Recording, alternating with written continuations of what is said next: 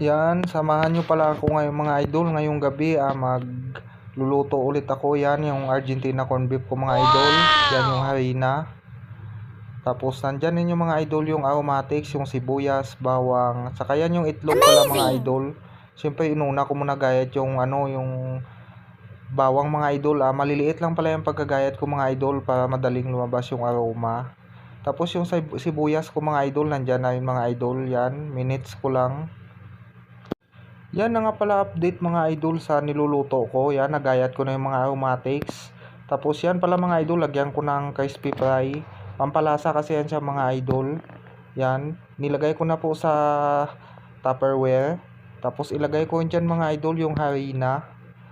Yan, binuhos ko na siya mga idol. Tapos yung corn beef, ipaghalo ko lang sila dyan mga idol. Yan na nga pala yung harina mga idol, sinama ko lang doon sa may crispy fry kanina. So bali isang balot pala yan mga idol na bili ko sa palengke. Magkakasama na yan pala sila dyan mga idol sa Tupperware. Pamaya ihalo ko yan lahat. Tara mga idol, samahan nyo. So update nga pala mga idol dito sa ginagawa ko. Ito na yung bawang at saka sibuyas. Pino pala yung pagkagayat ko mga idol. Hinalo ko na dyan sa breading mix at saka harina na nilagay ko.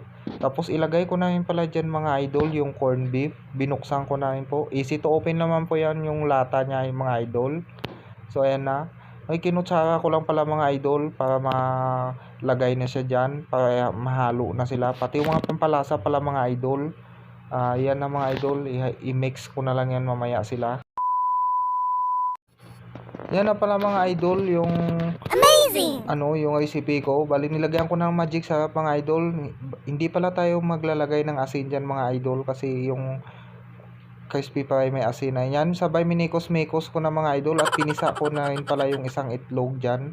Yan na pala mga idol yung itsura nung corn beef natin na piprito ko yan mamaya mga idol. Ito na pala siya mga idol yung corn beef patty natin. So nagpainit lang din ako ng kawali dyan mga idol.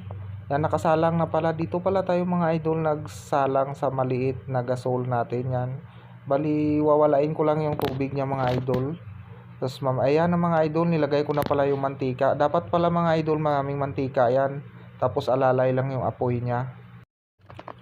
Yan lang pala mga idol, nagsalang na po ako ng 3 piraso. So okay naman yung gawa ko mga idol kasi mahina lang po yung apoy niya pala mga idol kasi paglaksan yan masusunog yan. Madali kasi maluto yan sa mga idol.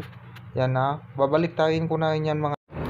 Yan na pala mga idol, nabaliktad ko na siya. So bali naantay ko lang mga idol maluto yan. Tapos ahonin ko na. Unang salang pala natin dyan mga idol at 3 piraso yan sa mga idol. Yan, naantay ko lang maluto tapos isusunod ko na yung iba mga idol. Eventually, yan na pala mga idol yung unang salang ko kanina. Naahon ko na sa mga idol. So yan na mga idol. Bali lagyan ko lang pala ng tissue. At saka yan pala mga idol, bali 5 pala yung nagawa natin. Pero malalaki yan siya mga idol. Bali ito yung huling salang. Yan, naahon ko na pala yung isa mga idol. Ito na lang isa mga idol kasi medyo malaki yan. Dapat iprito natin. Saka ito na pala siya. Bali naahon ko na lahat-lahat ng niluto ko. Bali nakalima pala ako mga idol. Shout out all followers pala. So hanggang dito na lang. Thank you for watching.